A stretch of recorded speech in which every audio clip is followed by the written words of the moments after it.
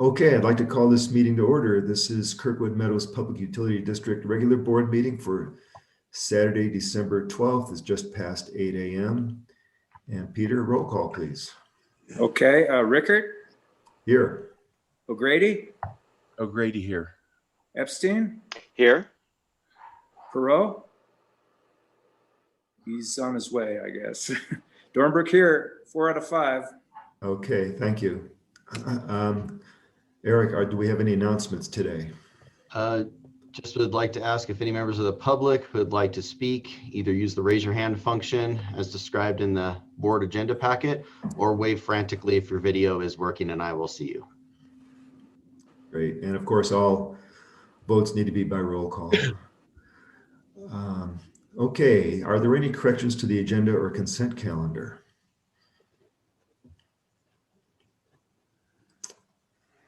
And Eric, I'll always pause a little bit for raised hands, etc. But hearing none, we now go into the comments from the audience on any topic that's not on today's agenda. Would anybody like to speak? See none. Okay, and written comments. I don't think there's anything in the packet. I know we did get a letter from KMA with regard to the snow removal on driveways.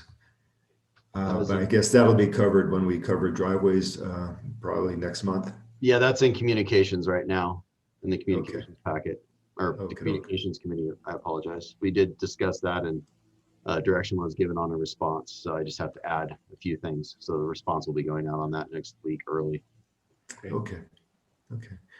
Okay, item 7 is adoption of the consent calendar. Consent calendar today has approved regular board meeting minutes for November 14th, approve the current consent for claims, and review the receivables and shutoffs report. Is there a motion to adopt the consent calendar? This is Bob. I move we adopt the consent calendar. Thank you, Bob. Is there a second? Yeah, I'll second it. This is Peter. Okay, thank you. Okay, roll call, Peter. Rickert, Yes. O'Grady, Yes. Epstein, Yes. Perot, absent. Dornbrook, aye. 4 to 1. 1 absent, right? Yes. Yeah, okay. Okay, we now move to item 9, items for board action. And we start with finances. And Kelly, welcome. Good morning. Good morning. Morning. Is there a way to enlarge the what we're seeing on the screen? Yes. Eric. Thank you. That's great. No, I can't see it though. Hold on. I got to move all my pictures of people in my participants list. So I got to monitor who's coming in and who's leaving. Okay. Okay, so we'll start with the balance sheet on page 26. I didn't have any specific notes on the balance sheet. You'll notice total operating cash is up from plan by $96,000. Other than that, I don't really have any notes on the balance sheet unless there are any questions. Okay, hearing none, we'll move on to the total operating cash by fund.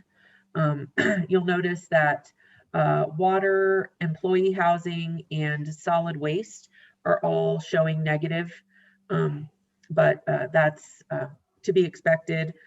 Solid waste, unfortunately, was not to be expected, but just because of the increased amount of solid waste that we have in the valley, because there's so many more people here. There were so many more people here through the summer. We've got a negative in solid waste. So I don't foresee that going away. I imagine that solid waste will probably need to have another loan from electric at the end of this fiscal year. And the other problem we had, Kelly, is a lot of disposal of construction waste by contractors, Right. Not necessarily contractors from Kirkwood, but from out of the Kirkwood area that have been disposing of waste. We've caught one, and we've actually caught a couple, and we're pursuing our fines as per our ordinance. Yeah, it's definitely frustrating, the amount of stuff that's, I mean, even with the number of signs that we have put up out there, there's still just putting whatever they want at the dumpster, and we're having to deal with that. So Do we have a camera there at all? Yes, yeah. do. at Director Dornbrook's suggestion, we actually installed one, and I just gave authorization to purchase up to 3 more to get different angles. Some people are able to hide in certain areas. We have limited areas where we can install them Right. because recorder is inside the wastewater plant, but we have a lot of all-weather cable that has worked pretty well. So we'll be buying and installing a few more cameras. But yes, that's how we've caught quite a few people poaching our dumpsters. Definitely frustrating. Why is G&A and Parks 2 million negative? 242,000. It's because of property tax revenue allocations, or we accrue property tax revenue before we've actually received it. So that's generally negative all year long until we get to June, when we actually allocate all of our property taxes and have received them. So it's just because of property tax revenue accruals. But the variance is 2.16 million, so we had a positive. No, this sheet from the balance sheet is a little, this is kind of a drill down into the balance sheet. So it looks a little strange, the way this comes across, but we're actually, when you, this is just the revenue account. This doesn't include the LAIF. So we're actually above plan when it comes to revenue, cash accounting, but this is just the revenue account. So it looks a little skewed in this view. But when you, when we looked at the operating cash, combined with the LAIF, we were actually $96,000 above plan. Okay, thank you.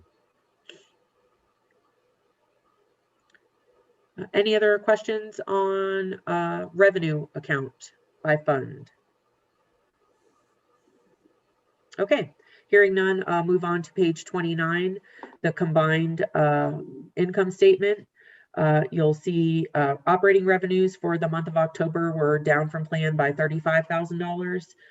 Year to date, we are down from plan by $87,000.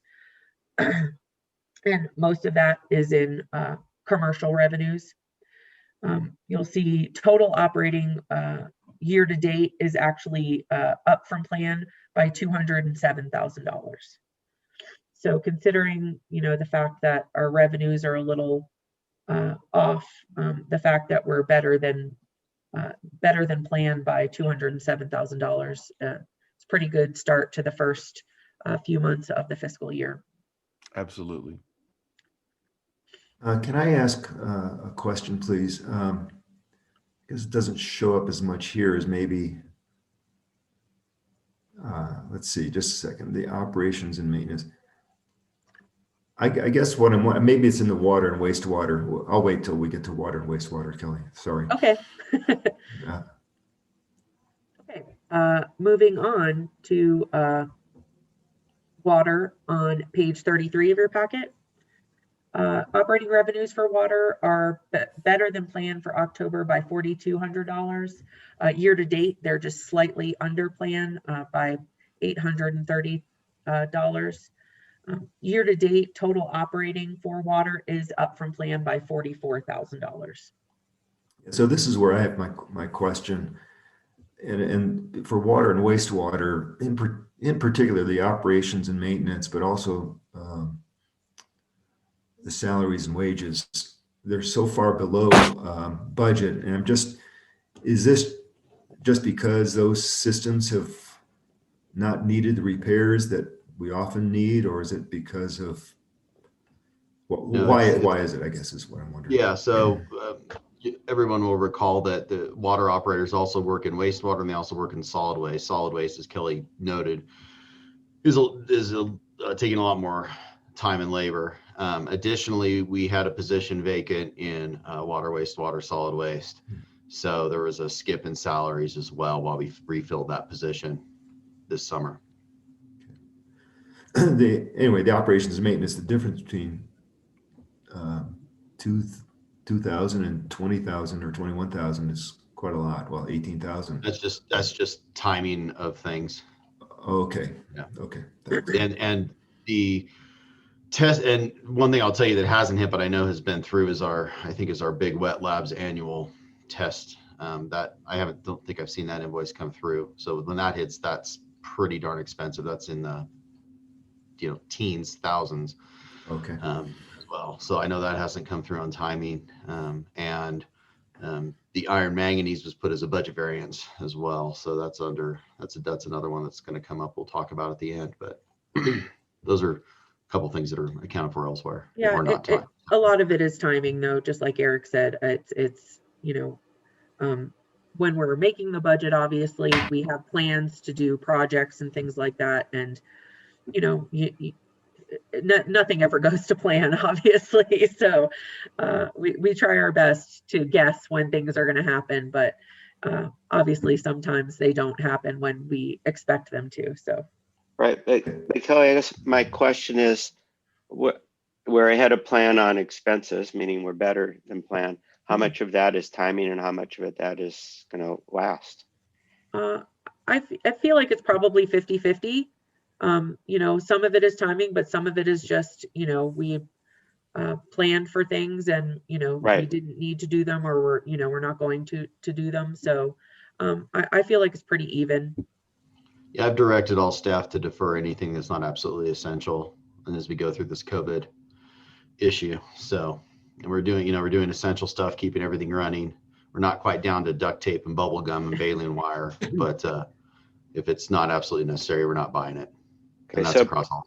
So about $100,000 of savings is durable. I think so. I mean, unless something catastrophic happens, obviously. Yeah, right. Yeah, like the iron manganese testing, that's going to Willie, budget up for 20 grand. My dog thought somebody was knocking at the door. My bad. Okay. Moving on to wastewater on page 34 of your packet. Operating revenues were down from plan by $1,400. Obviously, that's mainly just due to the base rate budgeting issue that we've discussed. Year to date, total operating revenues are down from plan by $28,000. Considering the base rate issue, we're actually better than planned, just like water, just slightly better than planned. Total operating for wastewater is up from plan by $69,000. And like we just discussed, obviously timing and, not doing everything that we plan to do because of the situation. Moving on to electric on page 36 of your packet. Operating revenues for the month of October were down from plan by $14,000. Year to date, they're down from plan by $12,000. You can see there is a large variance in operations and maintenance for electric for the month of October, and this is due to the ammonia spill cleanup totaling about $21,000. Even though total operating for electric is up from plan by $91,000. So considering, we had such a large unbudgeted expense, we're still better than plan, which is good for the start of the fiscal year. Yeah, all three of those accounts are great. Water, wastewater, and electric. Why is cost of goods for electric so much below plan? Last month, remember I reported the fact that we had the issue with the diesel tank. Right. Okay. We found more diesel in our diesel tank than we thought we had. So there was a credit to cost of goods sold for that. Right. Okay. Moving on to propane on page 39 of your packet. Operating revenues for propane year to date are down from plan by $52,000. Again, we can see that in cost of goods sold. Obviously, we're not selling as much propane, so we don't need to purchase as much. And then year-to-date total operating for propane is up from plan by $35,000. Moving on to solid waste on page 40 of your packet. Again, you can see operations and maintenance for solid waste is over plan by $28,000. So a pretty significant difference in what we expected to what's happening. And it's really clear. You can see for October, the difference was $7,300 from what we normally tipped, or what we had expected, to what's actually happening. So total operating for solid waste is down from plan by $32,000, which is exactly why we're seeing the negative in the cash fund for solid waste. Any questions on income statements? Okay, hearing none, we'll just take a look at the income statement comparison on page 42. Just so you can see, obviously, commercial revenues compared to last year are down $174,000. Residential is up by $79,000. So you can really see how much it correlates between, residential revenue, the people that are here, the amount of trash that they're throwing away. It's definitely a new thing for us to see people here through the summertime the way we did. So any questions on the income statement comparison? Okay, we'll move on then to November preliminaries. Oh, Kelly, I'm sorry. Sure. Could we go to the balance sheet comparison? Yeah. This is really a question for, I don't know, for staff, for Standish, for Bob. One of the things that I look at often when I look at the balance sheet is what's called the current ratio, which is the ratio of current assets to current liabilities. And when I do the calculation, I leave out certain of the assets because it's not really cash. I mean, things we could use to pay bills. And when I did the calculation this time around, what I see is that our current ratio has dropped from about 2.1 a year ago to about 1.75 currently. And I'm just wondering, different businesses have different current ratios that are deemed to be sort of normal or healthy. And I'm just wondering, is there any such thing for a utility company or public agencies or something like that? I'm just wondering where do we get nervous? I mean, certainly if it's below 1, we're in trouble. If it's a little above 1, we're probably not in great shape. But is 1.75 pretty good? That's what I'm wondering. Just wondering if anybody has an opinion or knowledge of that. Eric, in calculating it, do you know where the variance occurs? I did not look at it that closely. No, I did not look at it that closely. Okay. It'd be easy for me to do. That's not something I've ever done before, but I'm happy to take a look at that and reach out to other districts. I don't. My thoughts are that I certainly understand what a current ratio is, and appreciate you calculating it. I would say that just as a thought, 1.75 is okay, not great. We're in some people would say it's good. I would say it's okay, not great. I think we're kind of in the hairy part of the year, right? I mean, October, November, December have never been where we shine for obvious reasons, meaning the resort hasn't been operating, and we've been accruing expenses for things like snow removal and so forth. So I think it's a good point that you make. I think 1.75 is okay, not great. Yeah. Okay. Yeah, that's kind of the way I feel about it too. I mean, I'm certainly very comfortable if it's too. I mean, we look at cash, how much cash do we have to pay our bills?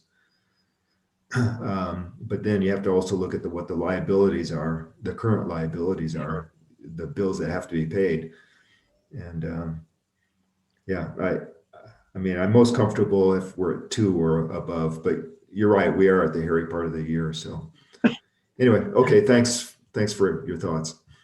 Kelly, no need to research into this Okay. at this point. I appreciate that. Okay, you can go on to November now. Sure. So November preliminaries on page 43 of your packet. Operating revenues for the month of November were down from plan by $87,000. Year to date, we're down from plan by $174,000. And you can see, obviously, in November is when the switch happens, when the resort starts making snow and things like that. So you can obviously see the switch there in residential and commercial. Year to date, though, we're still down from plan in commercial by $86,000. Residential, we're up from plan by $5,000. And but a lot of that, again, just has to do with the way that in the budget I portioned out the commercial, residential, and internal revenues. But year to date, down $174,000. Yeah, I mean, so I know some of this is offset in cost of goods sold in the expenses, but if you take the shortfall in base rates and the shortfall in propane, that explains a lot of it. 100%.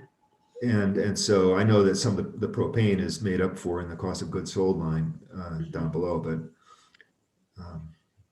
yeah, a lot of our revenue shortfall is the fact that we're not selling as much propane, right? Yes. Yeah. And like you said, you can just look down at that cost of goods sold line and, or $95,000 offsets that 174. And then again, like you said, the base rate issue. So it's really not as bad as it looks, considering. Yeah, I mean, I think that the places to look are electricity, water, and wastewater. And they're all better than planned. So yeah. For total operating. Any other questions on November preliminaries? Yes, I have a question on. So when we have, for example, for residential, 257,000 about in the budget, when do we compute this number?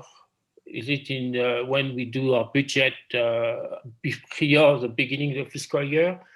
And how do we compute it? We do an average of the last 5 years. Okay, for the months?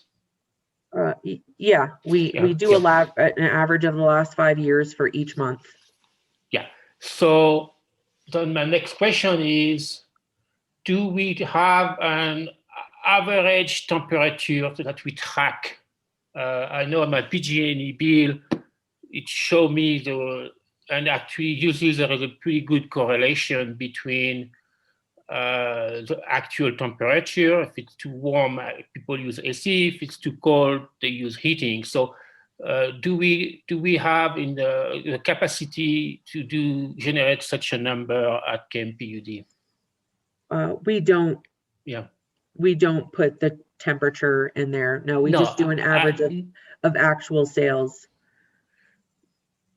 Bertrand, are you asking, do we actually have the temperatures? Well, I think we do. I think we do. Yeah, we definitely have them, but it's not considered in the budget. Yeah. Right. No, I understand. We cannot, because we cannot forecast the budget 6 months in advance, the weather. But I'm just wondering if we could rationalize the less consumption in propane with actual average weather. Well, yes, we when I present financials, you know, I generally know what the temperature, obviously, since I live here, you know, I know what that is. And, you know, I've definitely made correlations to that in the past. So again, so in this case, do we have a clear understanding why we are selling less propane in November? Well, if I can jump in here, in October, we had 5,800 resident days, but in November, it dropped down to 4,800. Okay. So you have the weather to think about, but also the fact that unlike PG&E, where people tend to sequester at home, Yep. the November drop in occupancy, you know, it's not that far above the average. I mean, it's still above it, but it's nothing compared to what it was in the summer. Sure. So I think that's probably a good factor indeed. Yeah. So thank you. Yeah, so Actually, yep. Yeah. But propane really doesn't matter that much. I mean, I don't want to say that to the propane operators, but there's no margin in there. No, I think they feel the same way, Standish. Propane is insignificant in our. Well, until something blows up. Right. Let's move on. Yeah. Okay. Moving on to cash flow on page 44. Through November, our total operating cash was at $2.15 million, which was $219,000 better than planned. So considering, you know, the way the first part of the fiscal year is gone, I feel like we're definitely in a good place cash-wise. Yeah, me too. Positive variances are good. And, you know, like I said, foregoing any catastrophe, I feel like we'll probably stay there through the rest of the year.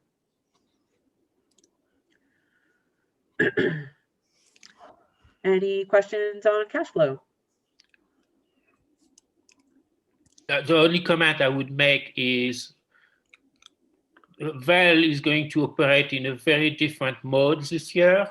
And so we don't have exactly, I don't think we have a hint on how that's going to impact our revenues. So I'm just going to stay cautious until we see what we get. I feel the exact same way.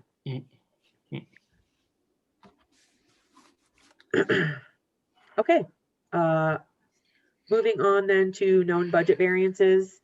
Solid waste, dumping fees, salaries, and wages have been updated through October 31st, as have snow removal salaries and wages. And the only new thing that was added to the budget variance was the ammonia spill cleanup at $21,000.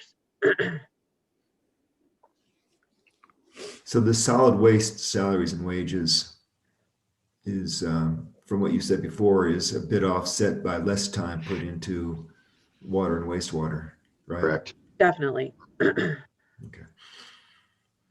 So in a way, that variance is for the specific departments as opposed to overall. Okay. Okay, any other questions or comments on the financials from anybody? If not, we'll move on to item 9B, unfunded liabilities. Okay, so Eric, this actually stems from the one question you had when we were going through audit about what the balance of our side fund was. And so I reached out to CalPERS to get the valuations to see what the balance of our side fund was. And to my surprise, in your packet, there were the two valuations, one from 2018 and one from 2019. And we found that in 2018, CalPERS was still breaking out all of our unfunded liabilities by all the components that were included. That one of those was the side fund, and then there were lots of other things that go into, you know, what our current unfunded liability is and what our payments have to be for the year for that. In 2019, CalPERS combined all of those things into what they call it's Start Fresh or Start New or Fresh Start. It's called a Fresh Start. And so we can't see everything all broken out anymore. And so, I mean, we could look back at 2018 and look at the side fund and see what the balance was and was expected to be for 2019. But CalPERS apparently has the authority to do this fresh start for unfunded liabilities for whomever they choose to. And so we were put on this new fresh start program. And so if you look at page, let's get there. Sorry, it's pretty far down in your packet here. Let's see. Give me a page number, Co. Yeah, I'm trying to find it. I just want to make sure I'm in the correct evaluation. Fresh start. Yeah. It is page.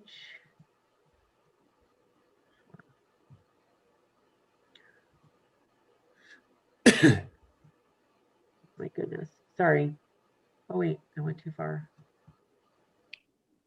Is it page 56 by any chance of our packet? No, it's going to be further down than that. I'm looking at page 91.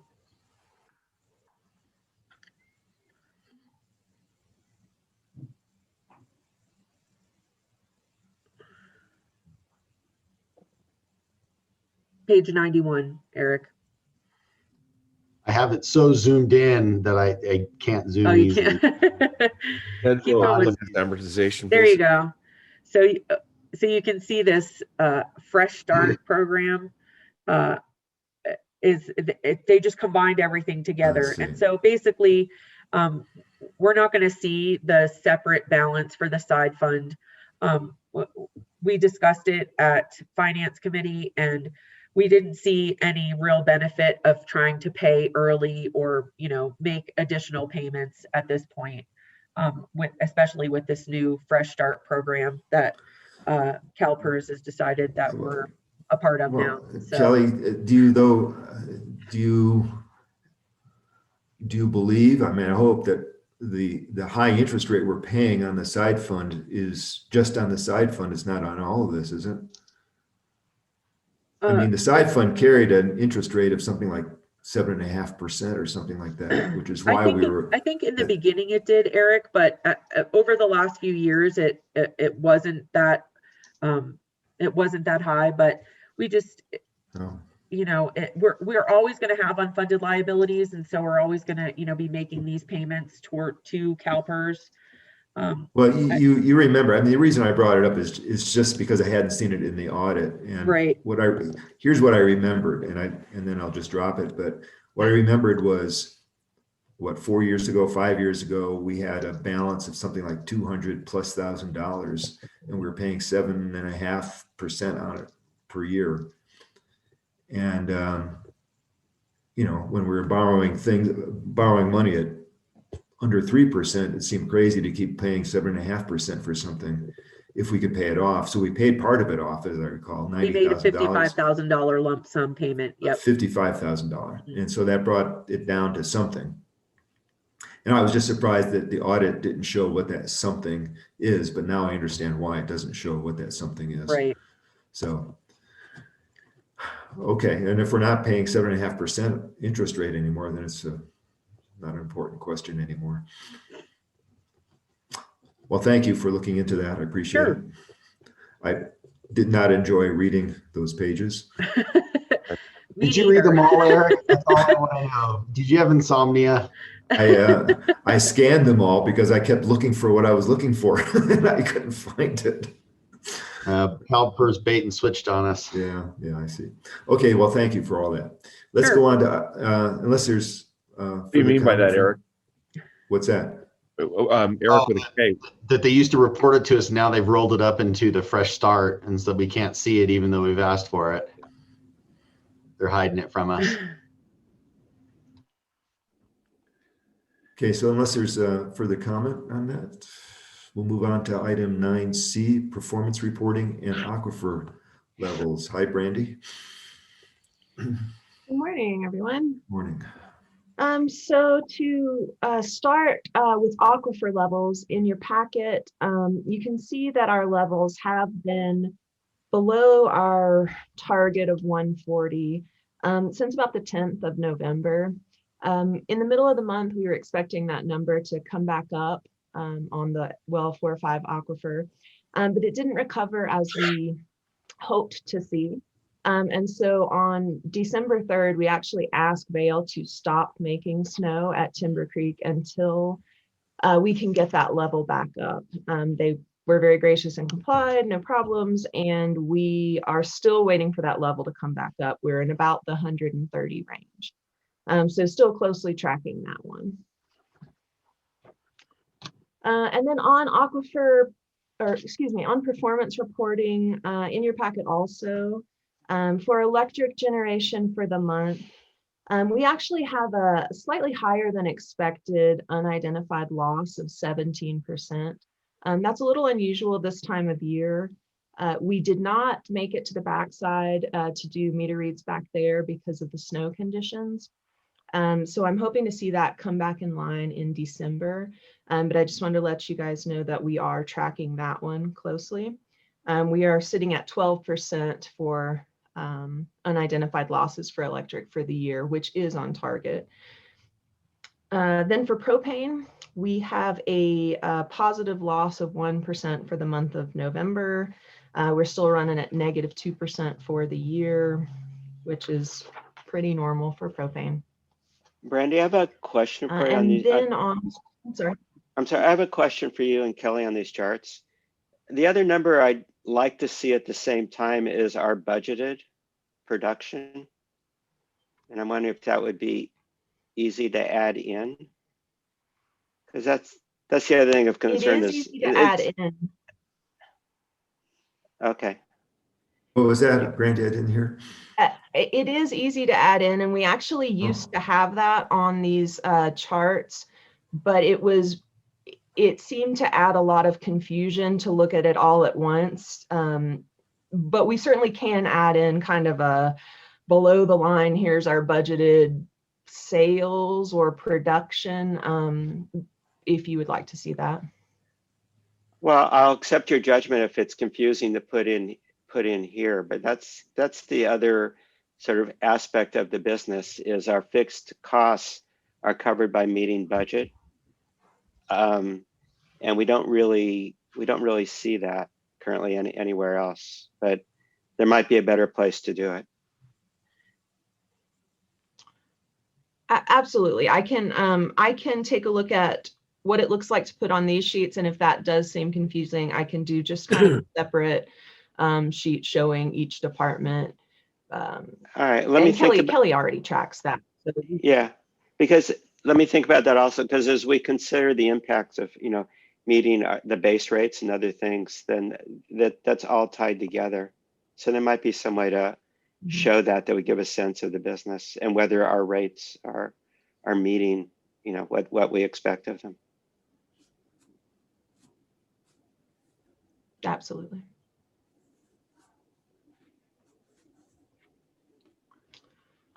Okay, so for water, our losses for the month of November are 14% unidentified. These numbers, the actual metered of 1.25 million gallons, that does include water for snowmaking. So we're running slightly higher than our goal for year to date at 16%, expecting that to come down through the winter months. And then lastly, in wastewater, we have a actual metered in the plan of 500,000 gallons or a 19% unidentified usage. A little high for this time of year also, but not unheard of. We'll track that one also, leading us to 16% for year to date. And so with a note on adding in budget, That is all I have on performance reporting.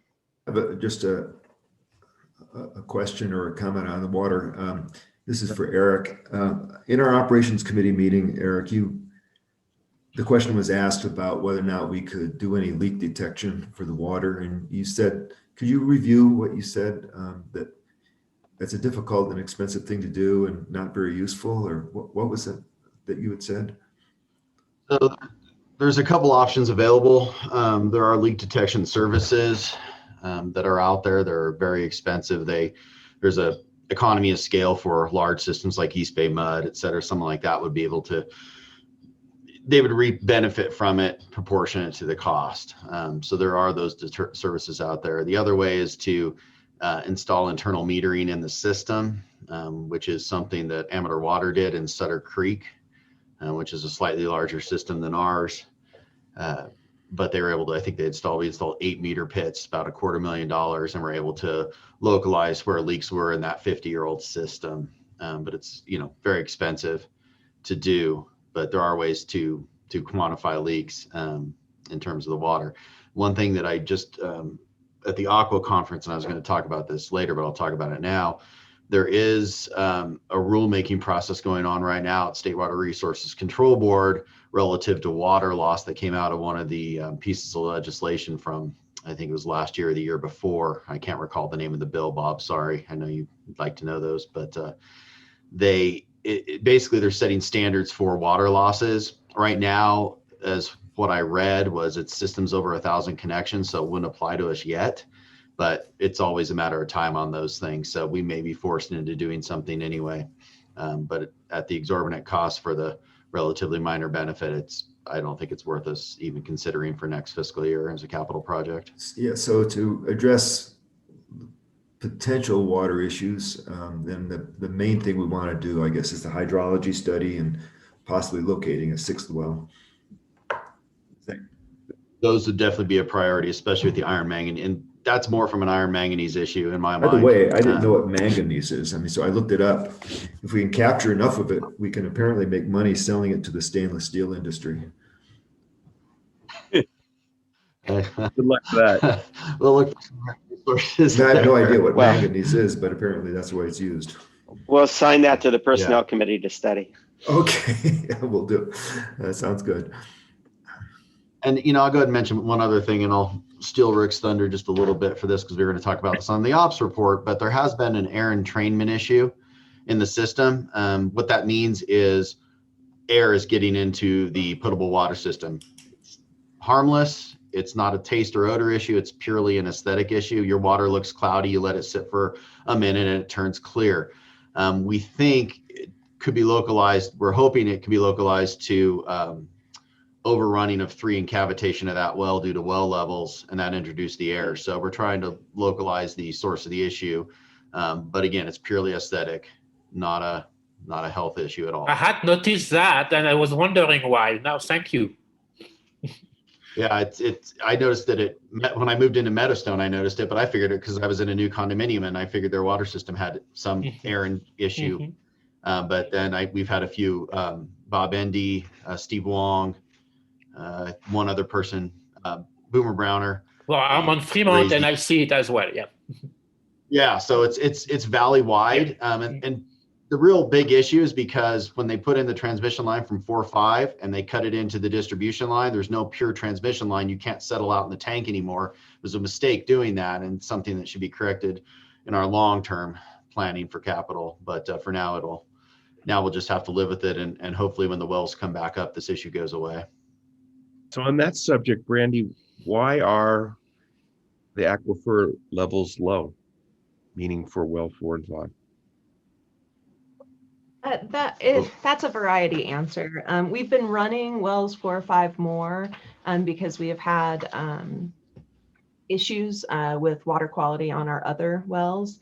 So we have that. We have the increased residency levels in the valley throughout the spring, summer, fall. And we also had more snowmaking at Timber Creek than we have seen in previous years.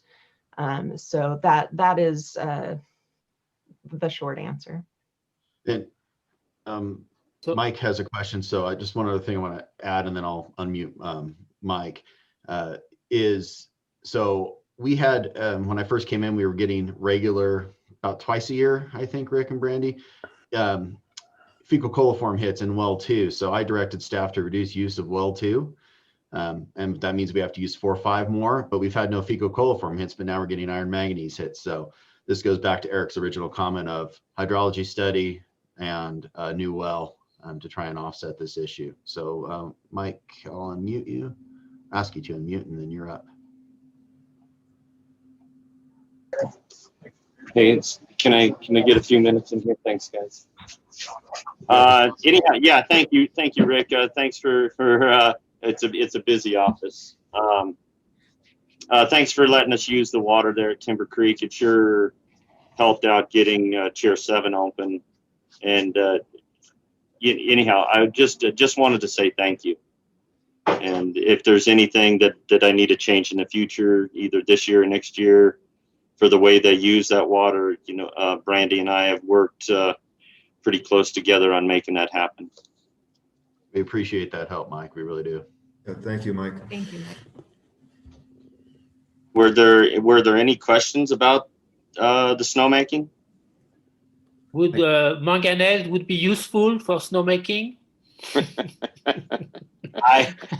Bertrand, I couldn't understand what you just said. I said, would manganese would be useful for your snowmaking? He wants to know if manganese would be useful. He's joking. Yeah. No, thank you. Because we could also hook you up on well 2. Well, thank you. And Rick, or Eric, for the record, we did record 3 inches of snow this morning at the whiskey plot. Okay. I knew it was going to be higher. Eric with the C, can you explain that really we don't have an aquifer? Can you explain the geology a little bit? You mean Eric with a K. Eric with a C could not explain that. Eric Richter, you might be able to pull it off. Yeah, I might be able to, but the K is pretty necessary in this case. You've heard me explain it a million times. So basically, there's no such thing as aquifers. We're all in fractured rock. A true aquifer definition, the first aquifer you see is down in Amador County at the very western edge of San Joaquin, Amador County, and Comanche. That's the Consumnes aquifer. Everything else is fractured rock. There's no true aquifers as would be defined by a hydrogeologist. So you could have 2 wells right next to each other and have no relation between them in terms of what their water levels are. Just the way the rock is fractured, not the frac is rocktured. Right. Which is why we might be able to drill another well a little further to the north and get into a different fracture structure, right? And a different water source. Yes, that is the hope and fervent prayer. Yes. So the hydrologist has studied that and recommend some specific area of the valley for new well? That's what we proposed this year, was a hydrology study, but it was put into the yellow tier as not essential. Staff is highly recommending it go back into the capital budget next year and definitely be done. Yeah. Just based on what we're experiencing this year, I mean, I'm trying to balance fecal coliform and iron and manganese now, and now an air entrainment issue and a higher residential use. I'm balancing a lot of things, and another well I think is going to mitigate that issue. Yeah. How much is the hydrology study? I think the hydrology study, I think I budgeted 50 or 60, and the well drilling was $250,000. I think that's what I had in the budget last year. And the hydrology study, I should expound upon that. That would encompass also, we've never had a true hydrology study on any of our wells, on a true drawdown test. And it's always been, Eric's always asked, what's our critical level? We just have to guess based on experience. That would incorporate a hydrological test on all existing wells in addition to the new well. Well, I think Actually put a red line. This is an expense we are going to have to face sooner rather than later. I agree. Okay. Are there any other comments on this item? Well, I would probably suggest making that an agenda item for the next board meeting. I mean, I know it's outside of budget, but we don't want to run out of water. And so what I'm suggesting, Eric, with a C, is whether or not it should be, for you to consider whether or not it should be an agenda item for the next meeting. The hydrology study, not drilling a $250,000 well. Does the, Eric, does the hydrology study requires, I mean, you can't do that in the winter, right? Very easily. Is that something that would be done in the, I think, was it? It would definitely be a June activity, but I could get the legwork going. So what I'd recommend is that I'll maybe we run this, I get some quotes and then we run this through ops and then bring back to the board. Okay, why don't we start, if it's okay with Peter, put it on the ops agenda. And, Oh, yeah, I Make it- agree. And make it I'd to like the to board. re-review the Curry study again. We I found know, it, Peter. I We want to have it read for it you. again. Okay. Could you send it around, Eric? With a, Yes, yes. Yes. Because that guy found us water Yeah. when no one else could. Yeah, we actually have a multiple, studies are a loose term, but we have multiple documents Okay, that great, we'll share yeah. that we've already talked. We currently use a hydrogeologist who does our monitoring well reporting for us. So he has all those documents. You've sent them to him, so I'll just send that stuff around. Great. again Okay, for the okay. board as Well, let's initiate the process at the ops committee and then to the board. Thank you. That's great. Good suggestion, Standish. Thank you. Okay, let's go on to item 9D, surplus equipment. Brandy again. In your packet is the surplus equipment list. That is mostly things that were previously listed that we did not sell. There's a few new items, the ambulance, a couple of items there, but just for the board's discussion and hopeful approval. The only thing I would add to that is we did have, on the previous list, we had some transformers we were trying to sell. There was zero interest in them whatsoever. So we ended up getting them hauled off when we had the two new transformers come in for snowmaking. And was it 11 that came in? Then hauled off. Anyway, we had them hauled off for scrap. So they're no longer on this list. We discussed this in the operations committee, and in general, the committee felt pretty good about it. Personally, I'm okay with all the items except for the ambulance. I mean, we've got a tool that works. Our limitation is our staff ability to qualify to run it. Is that correct? And ongoing maintenance of something we don't use. Yes, those are the two big issues. We can't run it legally at all. Okay. Now, if we could, in the past, we ran it, right?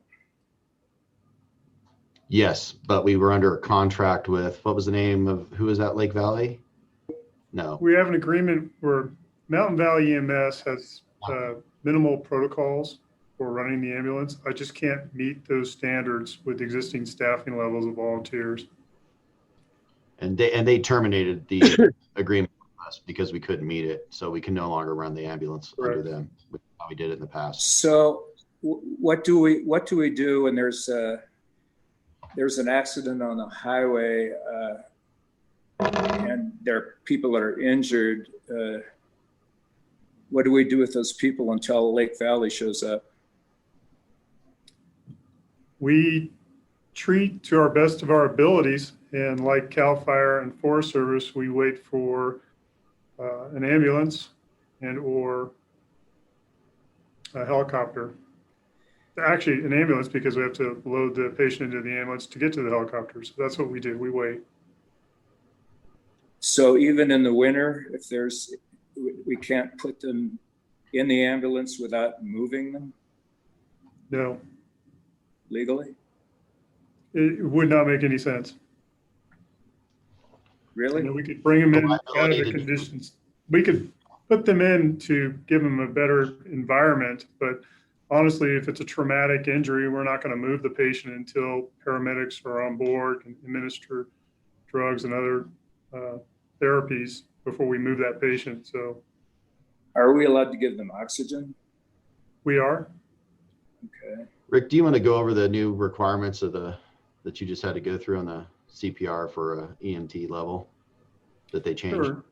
So the challenge for us here as a small rural fire department is that, to get personnel trained to the EMT basic level, it requires 180 hours of classroom time, another 10 hours of ride-along time with an ambulance company and or time within an ER. And then every 2 years, you have to perform continuing education units, 24 continuing education units, 8 hours in MCI, another 2 hours of Narcan, other training, and then of course, CPR AED for the primary care provider.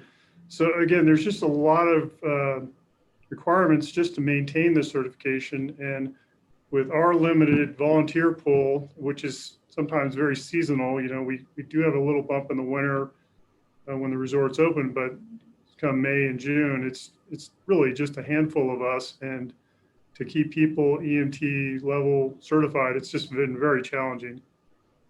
The reason why I'm bringing all this up is that you need a minimum of 2 EMTs to actually run a BLS ambulance in Alpine County and Amador County. And so over the years, it's just been really difficult to have 2 EMTs in the valley available at all times. And failure to do so, could open us up to a lot of liability as well as, a challenge for the patient and for us. So consequently, we just can't maintain it unless we go to some type of paid staff, which obviously is cost prohibitive. Does the ski resort, ski patrolman, do they meet any of these qualifications? Mike Nicolai can correct me, but I believe the only requirement the Forest Service has on Vail Resorts is that they have at least 1 EMT on property during operations. And they have, like us, challenges as well. They have several patrollers that are EMTs, but there are quite a few that are not. They're essentially first responders. They have AED, CPR, and basic first aid training. But again, their hands are tied like mine with Mountain Valley EMS for protocols, and so they do the best they can as well. I'm just curious if there's some way we could pool resources with them, just to make it enable us to not to transfer patients to like we used to. I mean, down to Pickett's Junction, but to at least transfer them to the helicopter pad or get them off the highway when it's feasible. I also see, with the pandemic here, I really hate to give up a tool that could potentially be helpful. So far we've been lucky that we haven't been hit by the pandemic, but I think it's inevitable that we will. I can see people coming up from the Bay Area for Christmas who are residents or who are relatives. It's a challenge to begin with when you're coming from sea level to altitude, and then have somebody who isn't exhibiting any symptoms to suddenly have a breathing shortage and want to be flown out of here. And the fact that they'd have to wait for somebody to come from Lake Valley just to fly them out of here down to Sacramento or to Reno, I don't know. Well, we talked to Chief White at Amador Fire Protection District, and basically what he told us, they're looking at starting their own ambulance service because American Legion has having some issues on the Amador side. And basically 2 EMTs is $250,000. So if we want to put that in our budget, that's what we need to do, is have $250,000 to have 2 EMTs on staff. Well, obviously we don't have a lot of extra money, but failed us. Whether they're willing to spend it or not, I don't know. I just really hate to give that vehicle away if it's. I mean, it's not to do it. Is it in the way in the firehouse or something? Yes, it is taking up space. It's continued maintenance on a piece of equipment we can't use. But it's not taking up space like old 59. Actually, it is. It is, really? Yeah. It's slowly deteriorating and depreciating, and it definitely, we are challenged for space in the district. And honestly, I cannot put somebody in there and run it in the way you're indicating without opening up the door to huge liability for the district and the fire department and the personnel using the equipment. Can I make a suggestion here? Because it is an important issue, and I'm just wondering, because the basic question here is, what care can we give to someone who needs it, whether in the highway or in the valley, without being able to use an ambulance? And maybe it'd be good to review what we are able to do at the next operations committee meeting, and talk about what role an ambulance, even if it can't transport anybody, might play. Yeah, I'd like to see us come up with some kind of a contingency plan. Because right now I don't know I actually don't know what happens, what our staff can do if somebody runs into any kind of a problem. And I remember when Rick, a couple of years ago, Joshua Goldberg needed your assistance, and you were a real lifesaver on that. But it'd be good to review what it is we can do and understand that better. I'd be certainly happy to bring it back to operations and discuss it. But just so you know, all the equipment that lived on the ambulance is actually on the engine and on our new Rescue 93.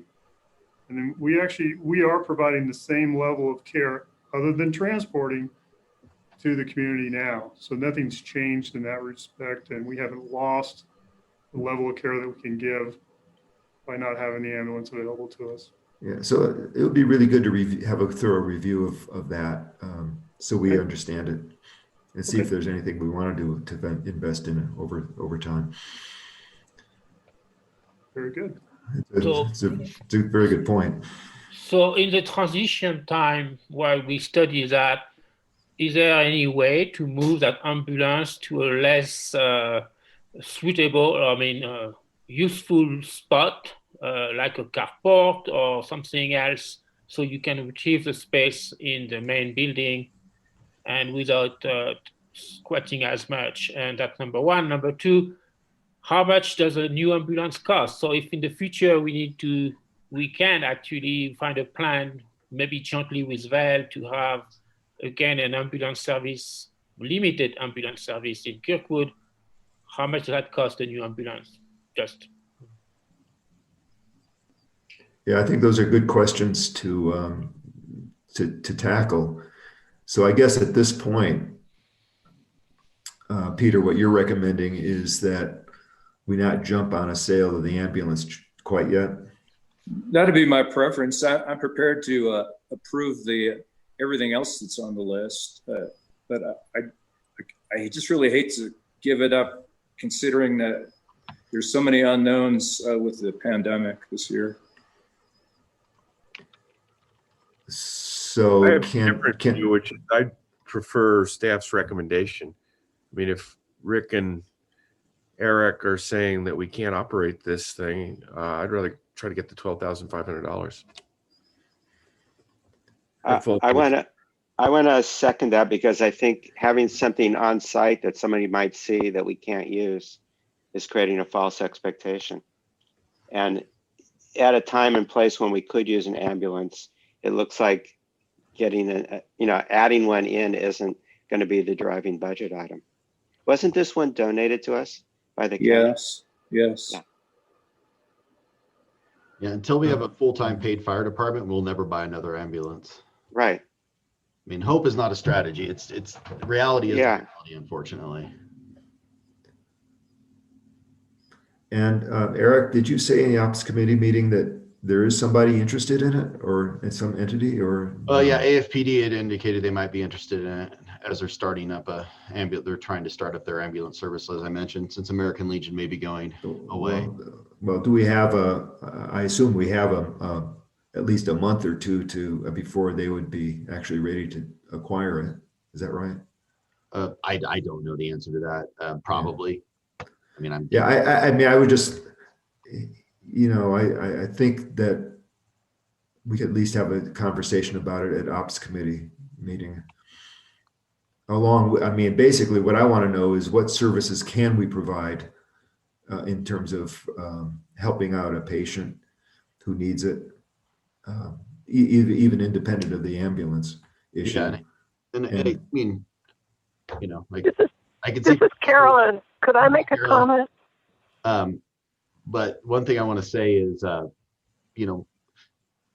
Rick and Mountain Valley EMS is telling us we cannot operate this. So yes, we can give a dissertation of what we can and cannot do, but it doesn't change the fact that we can't use the ambulance. So I just want to separate the situations. We're happy to bring that back, as Rick mentioned, but we cannot operate the ambulance. Right. No matter how much we should otherwise. Let's get rid. Carolyn has a comment. Yeah. Go ahead, Carolyn.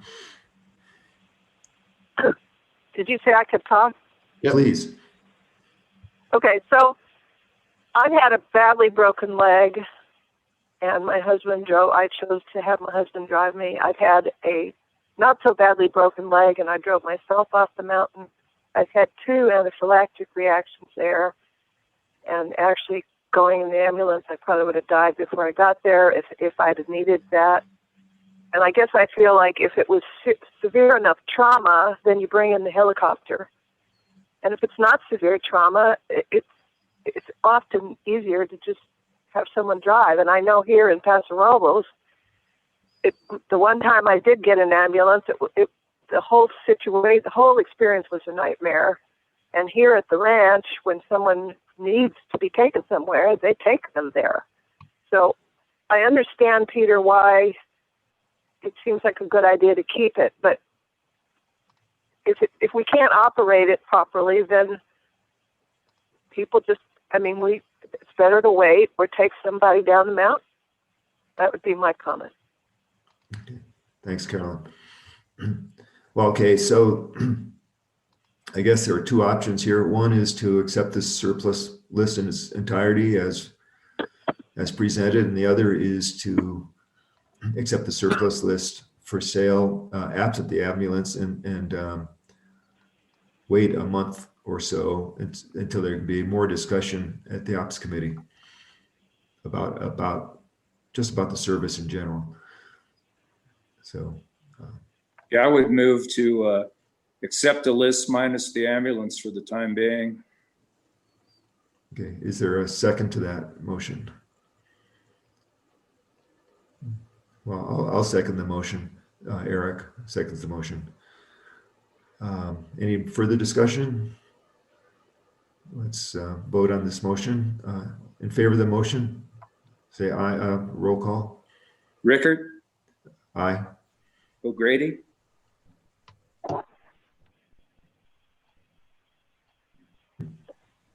O'Grady? Yeah, I'm here. Why don't you come back to me, Peter? Sure. Epstein? No. Perot? No. Dornbrook, aye. O'Grady? No. Okay, the motion fails 3-2. Okay, so staff, Eric, you have your marching orders on that one? No, I don't. We need to, I move that we approve the surplus equipment list as listed by staff in the board packet. I second it. Okay, roll call, Peter. Rickard? Aye. O'Grady? Aye. Epstein? Aye. Perot? Aye. Dornbrook, no. Okay, now you have your marching orders, but I still would like Yeah, we'll definitely do that. a review at the operations committee about what we can do and how we would do it, and so Yeah. we can understand that better. Rick, you'll write that up for the January ops meeting. Yeah, we'll get that on Got there. it. Okay, Bob, would you take over? I just need to step away for a few minutes. Do you want to recess? Sure. Can we recess real quick? How about we recess for 5 or whatever you Take a want? 5-minute recess would be great. Sure. Okay. I will. Thank you. pause Back Well, at about better. 9:15. recording. Figure out how to pause. Pause recording. So I'm going to pause there before I get to the staff recommendation to ask if I've covered that clearly enough if anybody has any questions. What's staff's recommendation? Okay. Staff's recommendation. We recommend that the board adopt Resolution 20-15, which is the updated procurement plan with the cost limitation, and that the board directs staff to retire the RECs required to meet our compliance obligations for this period, plus the 169 voluntary RECs. And anything left after that retirement, we would roll over to the next compliance period. Brandy, I just want to clarify that we're not commingling the two recs. One we're doing on behalf of our customers for their own purpose, right? We are retiring them in the same way, but we are monitoring them separately. So those will be shown on our annual reports as extra renewables that were above and beyond our requirements that were paid for voluntarily by the customers. Yes. Okay. Yeah, Great. that's the important thing. Yeah. Yes. And the 2.75% limit of that's basically the 120,000 or so. It is. That's approximately $120,000, and it's just an easy way to set a threshold of we do not have to exceed this percentage to comply if something unexpected happens with the rulemaking. And we don't have to be any more rigorous about it than that in setting the limitation. Exactly. We've laid out what we think are the reasons why we might choose to put this cost limitation into effect. We fully expect we're going to comply with this amount of money based on our efforts and guidance to this point. And that is all that we have to do. Well, and I think the point is that our budgeting assumes that this is adequate. And if it's not adequate, then we would have to raise rates theoretically. Correct. Already high rates. Okay, I got it. And how does this apply to the next period, or is this only for the current period? It's only for the current period. We will have to do this again in the next period, but it is likely that we'll be able to carry this percentage and this methodology forward to the next period, but we will have to do this again.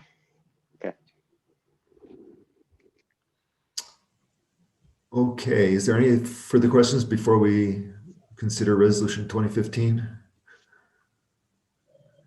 If not, I would entertain a motion to adopt resolution number 20-15, which is a resolution adopting the KMPUD Renewable Energy Resources Procurement Plan Compliance Period 3, which is 2017 to 2020, pursuant to Public Utilities Code 399.30A. This is Bob. I move that we adopt resolution 20-15. I second. Bertrand seconds. Peter, roll call, please. Rickard, Aye. O'Grady, O'Grady, aye. Epstein, Aye. Perot, Aye. Thornburg, aye. It's unanimous. Great. And now let's move on to the general manager's report.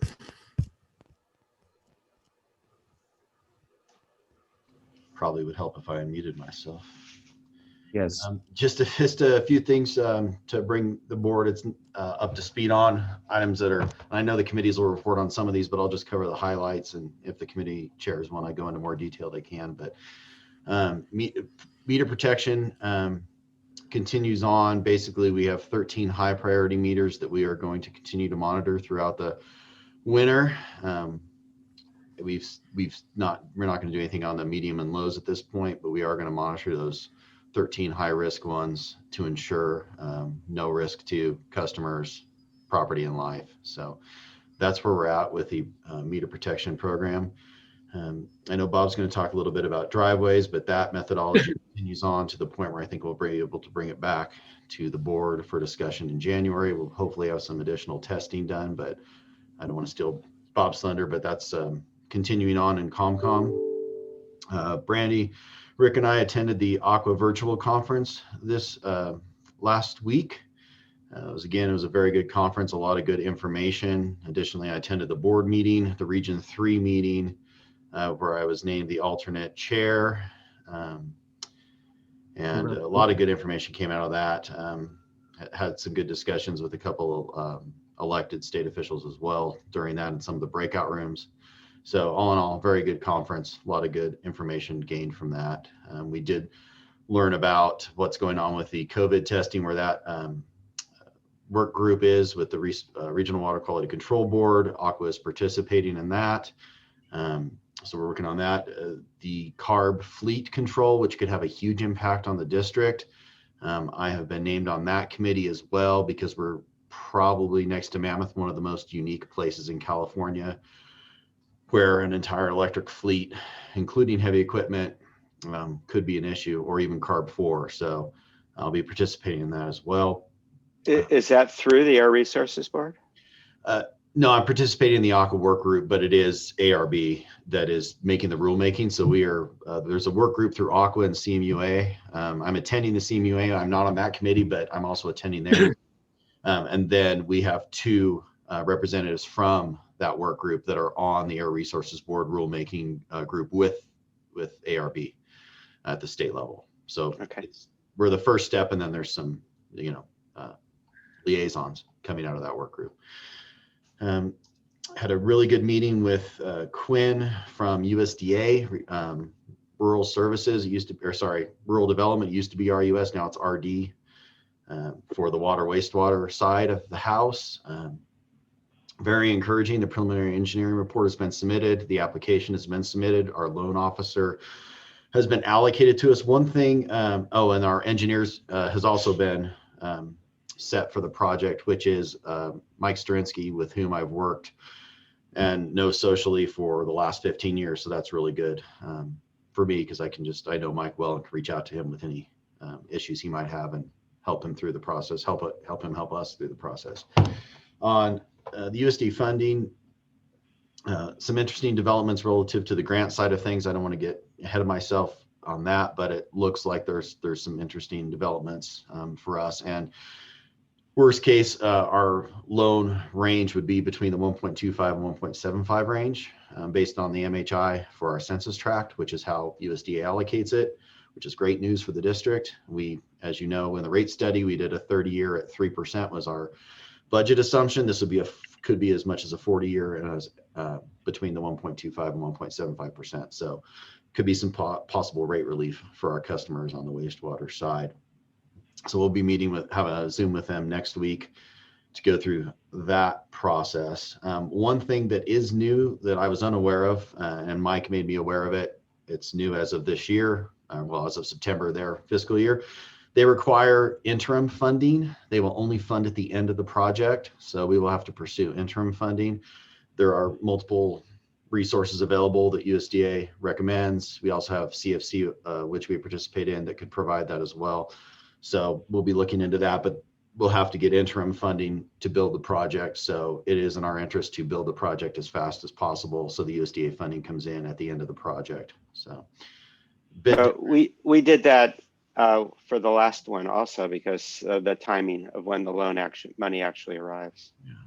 It's new on the water wastewater side, but so anyway, I guess you'll be familiar with that then. So that's what that looks like. And then the other thing that we've been following, an issue that was raised, we received a letter of non-compliance with our resource allocation, and big picture, when Cal ISO and CPC started pointing fingers at each other when they ran out of power this summer, has generated a lot of issues for service providers. And our plan currently is, if they call for us to reduce usage, we simply come off the grid and fire up the generators. That is an approved plan by Cal ISO. Unfortunately, our Shell is unable to submit that in the new system as they have in the past. We've engaged our electric attorneys to get involved in this. We've also had some meetings with Shell, Cal ISO. Bob has also graciously been involved. It looks like they've deferred the new protocols, which caused a problem for us, until August of 2021.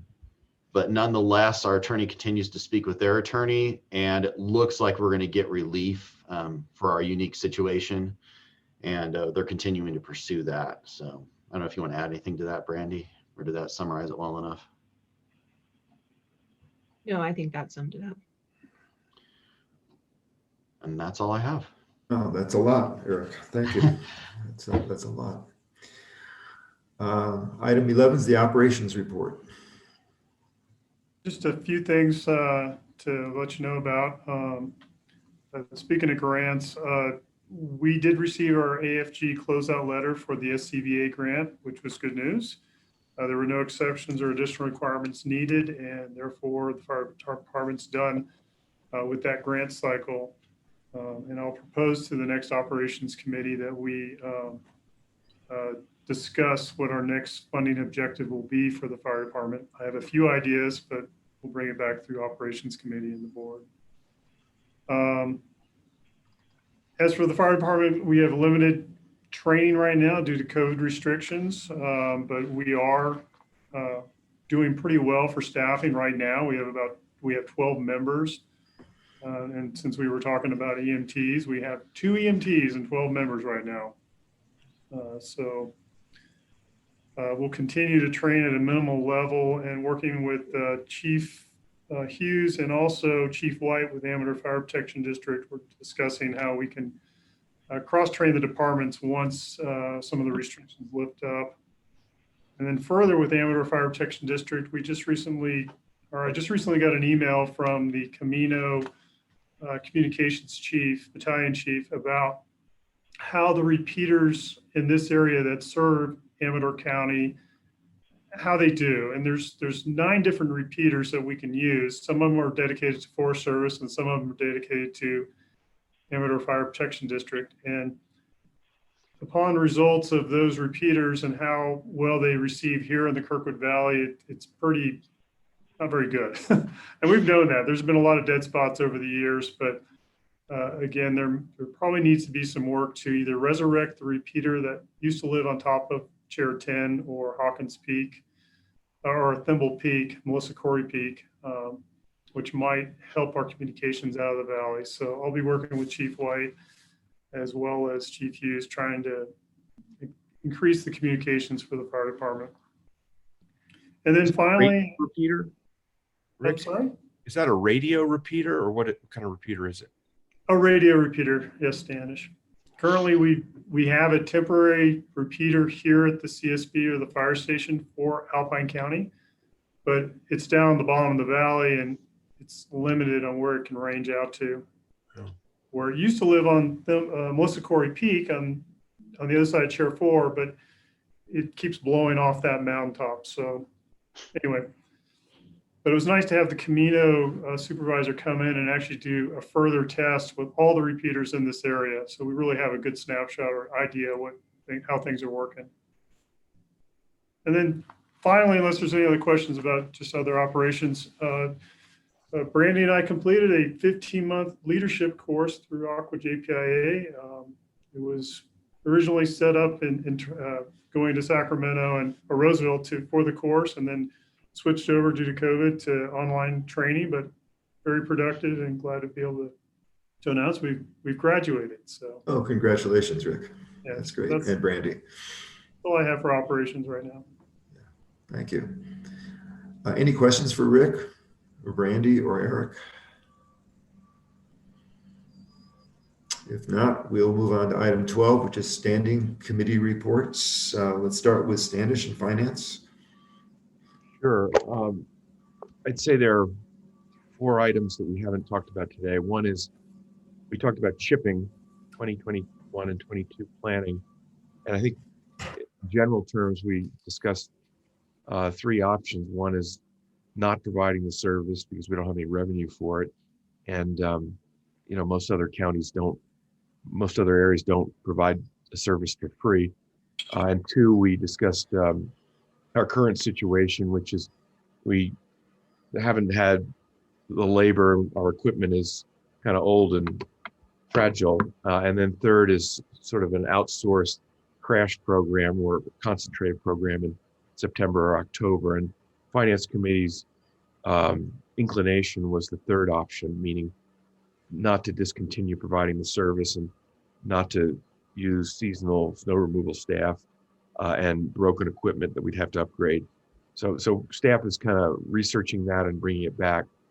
The second of 4 topics we have not discussed is the move towards changing electric rates to make a larger base rate more consistent with what we've got in water, wastewater, or other major enterprise services, and reducing consumption rate. That's a study that we expect to happen over the next several months. And the impetus for it is not only to align a rate structure with our other enterprise services or enterprise funds, but also to provide more stability in an unstable environment. In other words, if the resort doesn't operate, the district can survive or manage its business. The 3rd topic we discussed was fiscal year 2021-22 budgeting. There's been a historical mismatch between the summary sheets that we go through, that we review as a board and as a committee as we do the budgeting, and the P&L, the profit and loss statement or income statement. And I think with staff and the committee's recommendation that we continue with those summary sheets, even though they're somewhat inconsistent for the observer, not for the preparer, namely Kelly and Eric, because they do provide useful information, which is why Michael Sharp and Jill Campbell and others prepared them, 7 or 8 years ago. So they're useful management tools as opposed to, and we're going to overlook the inconsistency with the gap with the GASB financial statements. The last thing we discussed was general manager objectives, mid-year review, essentially. And I guess the committee had a more positive view of Eric's accomplishments to date than Eric did. So with that, is there anything I missed, Bob or Eric? No, I think you've covered it all. Thank you, Stanish. That's great. Thank you. Bertrand, planning. So on planning, we actually review the general manager goals and objective review, and we adjusted actually for the economic development, which is clearly a secondary aspect of the current situation. We basically replace that by contingencies to actually for the COVID situation. We had also a discussion on the one thing also we added on the goal manager is basically a review or following up, and basically on the fire rating that we have for insurance purposes and others. On the propane service, we actually had an analysis done by John Schroeder on how, what the impact of new development of basically not only new development, but potential retrofit as well from propane to electrical services. And this is a work in progress, so we'll come back with more on that in the future. That's basically it for now. Thank you, Bertrand. That's great. Thank you. Peter, operations. I can't remember anything that we haven't already discussed. You, Eric? No, I think we've covered it. Yeah. Bob, communications and IT.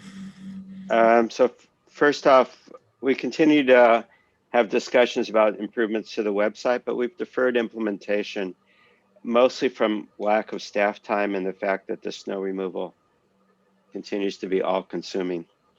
As a result from the customer survey, we identified a half dozen questions that were common across it. And so you'll have noticed that each month there's an article that addresses one of them. So we continue to do that.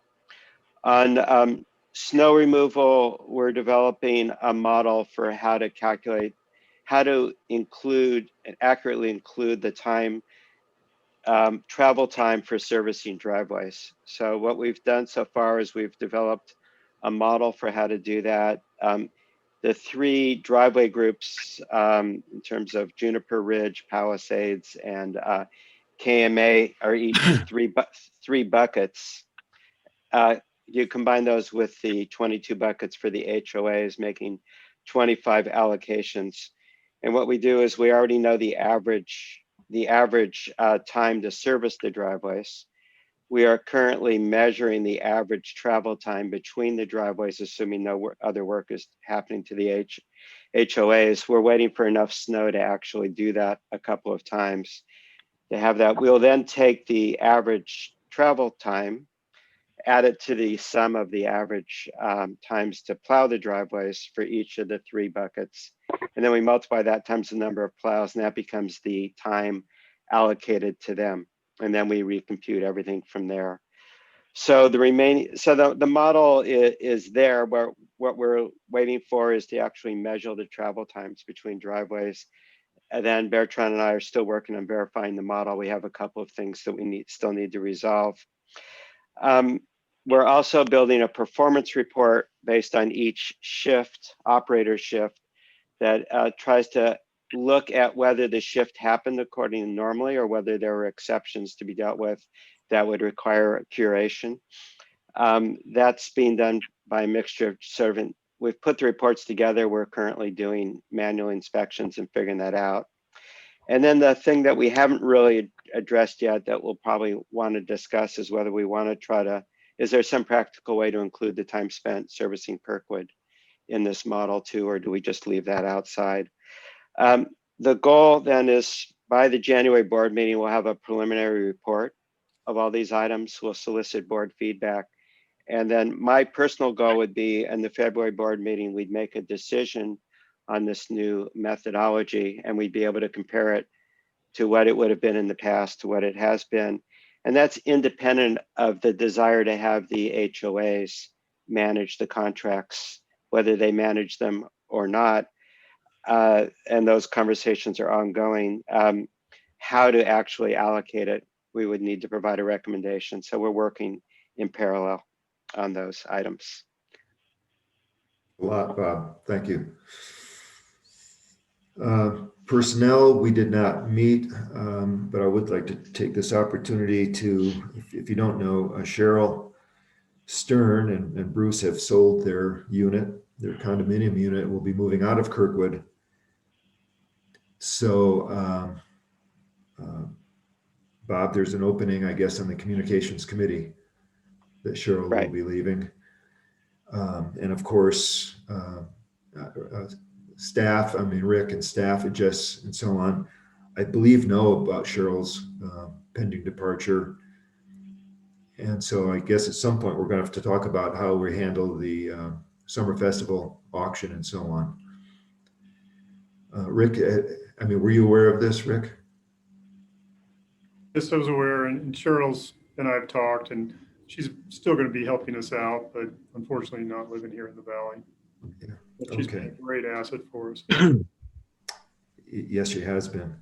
And then finally, associated with standing committees, we've gotten a very nice email from Matt Jones proposing 3 Vail employees to join committees, which we had requested. And they are, don't necessarily have all the last names in front of me, but Eric, the food and beverage manager, has been proposed for finance. Eric Tiffany. Eric Tiffany, yes. Greg. How does he spell Eric? He spells it properly. Incorrectly. Properly. We actually, in one of my companies, we had an Eric who spelled it, ended it with a Q. So we had 3 Erics all spelled differently. You know, I kind of like that. Stylish. That's very stylish. But C stands for correct. I'll just say that. Yeah. So and K for the K factor. Yeah, right. There you go.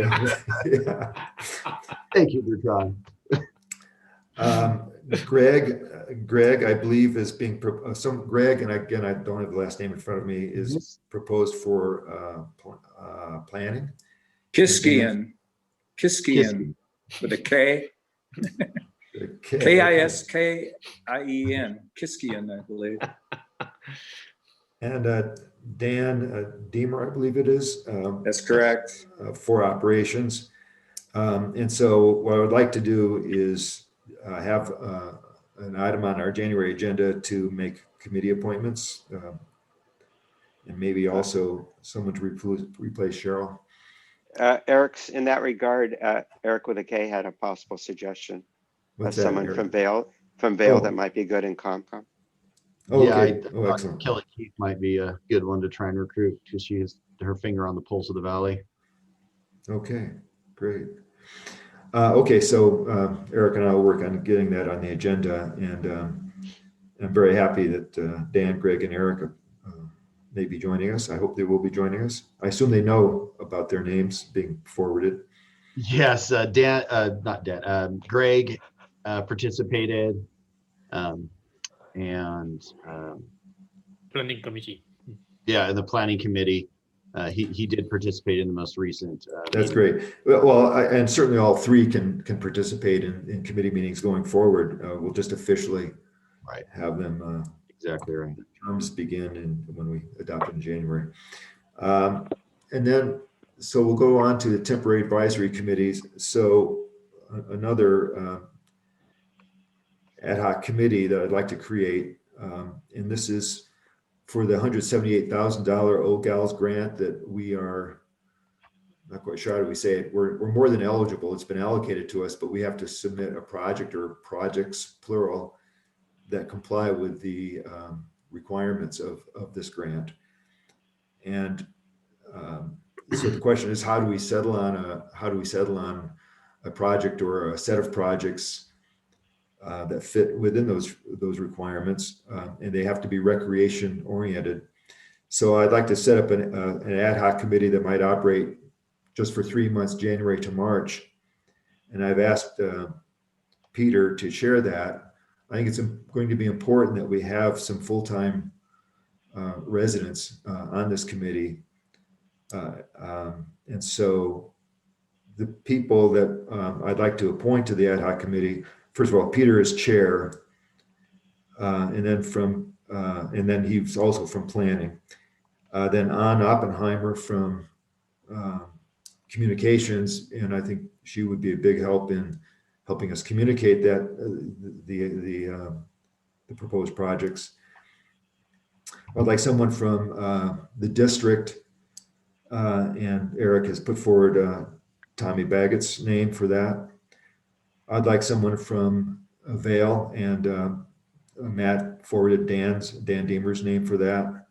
And then Peter knows someone that he'd like to recruit as well. And I thought yes, I have an eager volunteer, Carolina Walbrun, who is living here full-time on Fremont with her 2 kids who are 10 and 12, and they're eager to make some suggestions.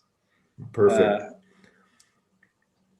Okay, well, so I'm just making official here that I'm appointing these folks to this OGALS ad hoc committee with hopes for a recommendation to the board at our March board meeting for us to consider. And then once we've decided on projects, then staff can do the necessary cost estimates and the documentation for submission for the grant. Okay. I don't think we have any other ad hoc committees that are actually operating right now. I know the playground committee still exists, but it's dormant right now. So, any other comments on committee work? If not, we move to general discussion for board members to ask questions for clarification and so on. Is there any general discussion? Well, Eric, I have an item which, as you know, I've communicated with both you and Eric Christensen, Right. but not Eric with a Q, that Yeah, I'm not looking forward to this one, Standish, but go ahead. I'd like to retire from the district's board effective Friday, December 18th. And the reasons are threefold. One,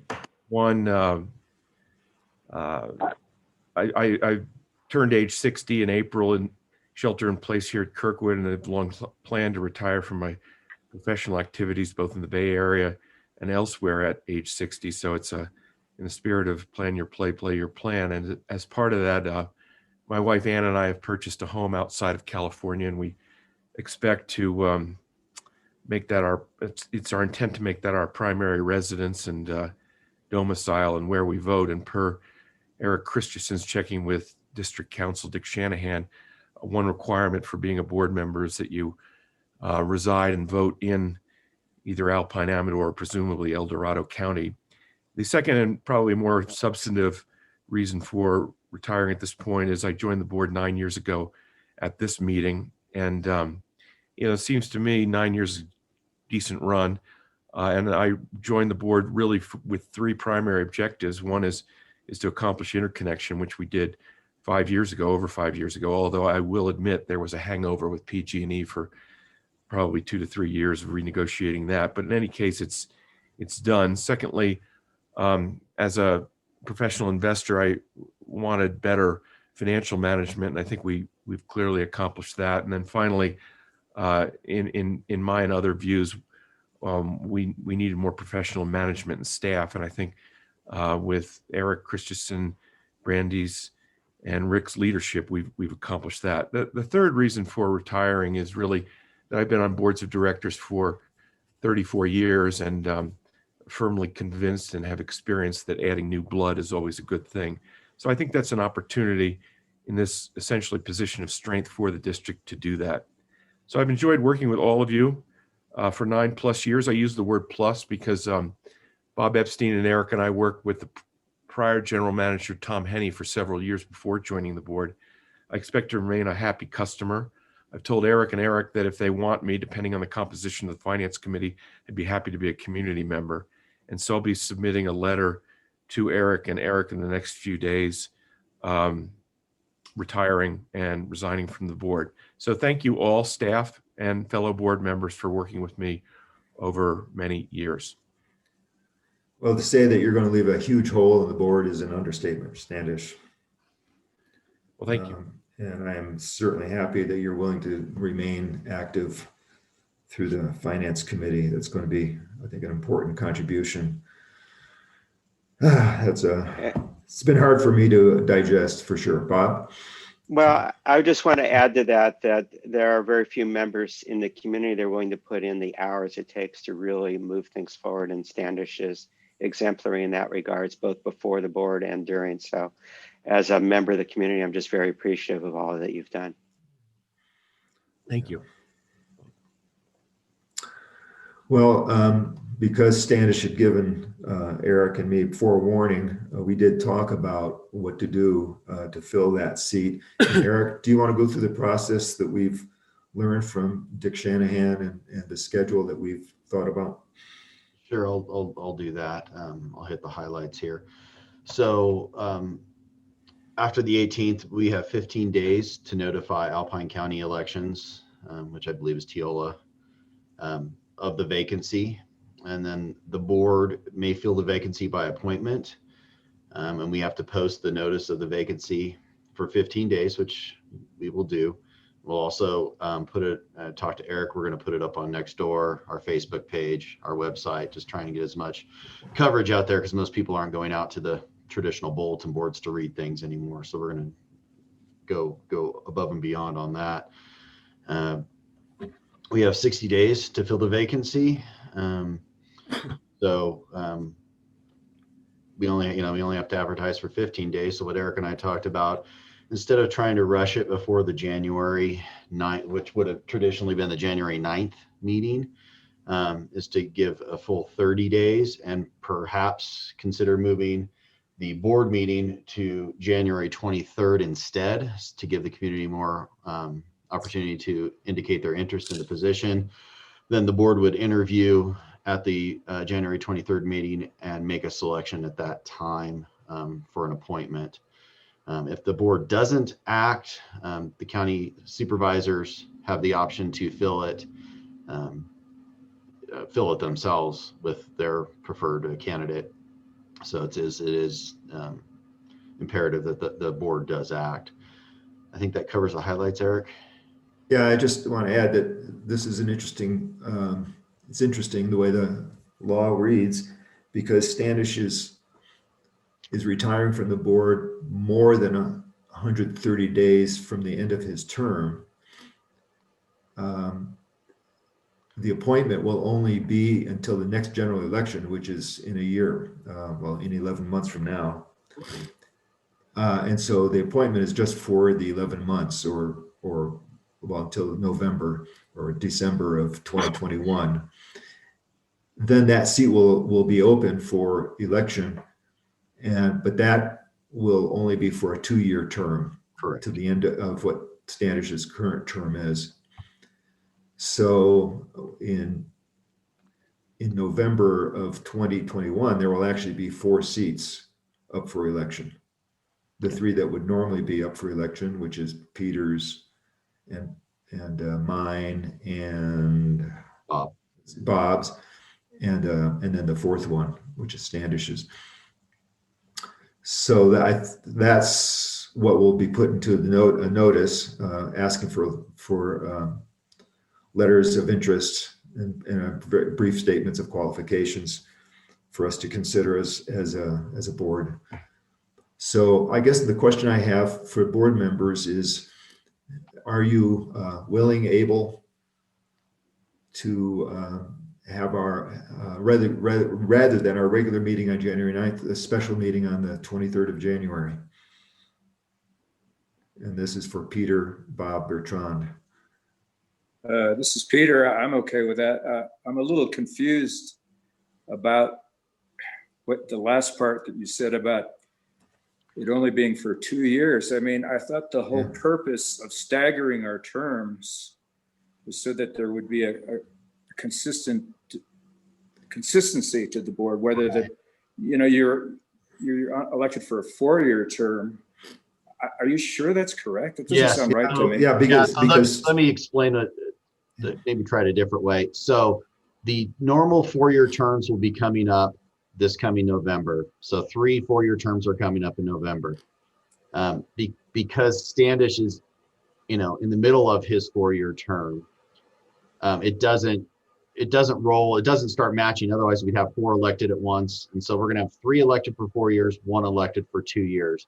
So that. Okay. That maintains the staggering, basically, Peter. Okay, I was just confused a little bit. Oh yeah, it's very confusing. Yeah, Eric and I talked with Dick, and it was not clear at first. We had to get. Okay. We're in the same boat, Peter. All right.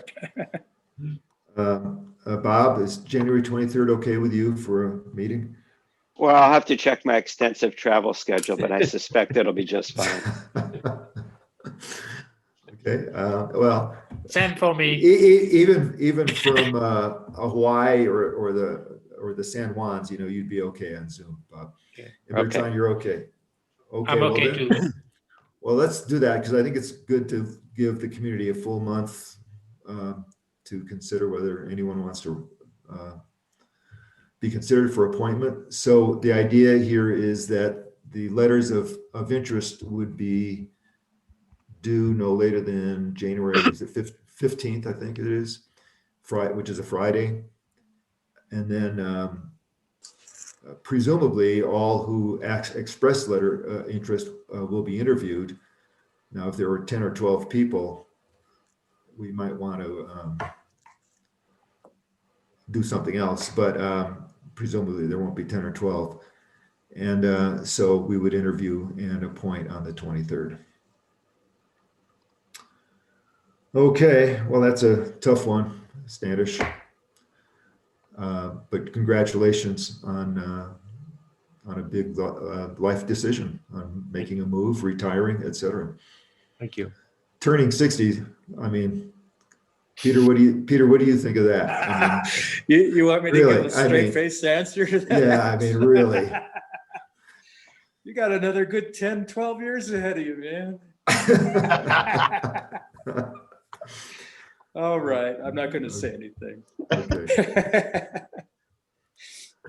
Okay, is there anything else under general discussion?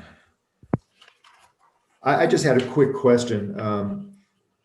When I was going through the consent for claims, I noticed 5 names on the for cell phone reimbursements that I didn't recognize. Are these the seasonal folks? That's correct. Chris, Elliot, Joe, David, Tyler. Yeah. So what we established, I believe it was last year, Bob, is we have so now that we have the customers and residents list, we text it out to all of our employees that work on snow removal. So Dave and Joe already receive a stipend, so that they get it as a matter of course, but we do it for the other employees. So if we require them to use their cell phone, we give them a cell phone. Yeah, no, that makes sense. I was just, it was good to see the names. I just hadn't seen the names before. I just didn't that's who they are. I just wanted to make sure that's who they are. Okay, thank you. Okay, anything else on general discussion?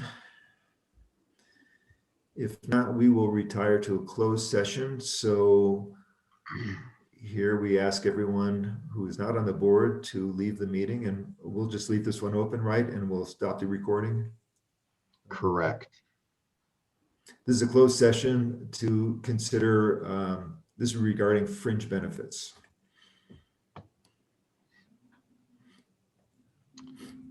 Okay, let me stop recording. And we're Okay, back we're in closed session. Okay, we're back in open session. The board met in closed session to discuss fringe benefits, and we confirmed 1% of salary for end of year bonuses for staff as budgeted. Okay, and with that, we can adjourn this meeting. Congratulations, Standish. Thank you. So I have one question before we go. Where are you moving to? Glenbrook, Nevada. Oh, okay. So not that far away, right? Well, it's an hour and 15 minutes of 40 miles. I've done it a few times. Okay. I'm going over there today to get my Burgerello alarm system going. Oh, it's going to be another adventure, huh? With your alarm system. Well, actually, to be honest, I'm getting rid of Burgerello. And the short version of the long story is that the internet provider over there is called Spectrum, formerly Charter Communications. And I'll tell you, Glenbrook, Nevada makes Kirkwood look like 22nd century state of the art in every regard. We got fiber, we got LTE, we got snow removal, we got Caltrans. Nevada's not that way. That's why the taxes are low. Yeah, that's right. Okay, everyone, this meeting is adjourned. Thanks, everybody.